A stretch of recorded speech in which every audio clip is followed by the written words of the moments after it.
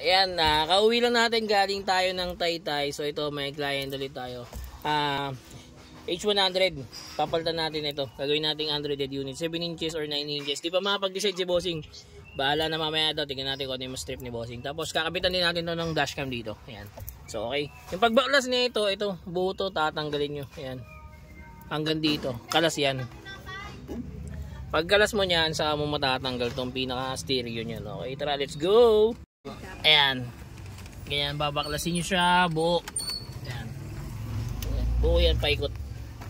Kasama ma-remove nyo itong pinaka dashboard na ito.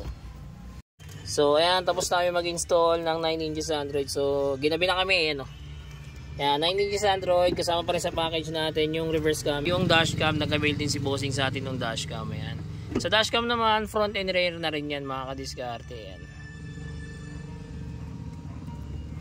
Ayan, sa mga gusto po mag-avail, drop message lang po.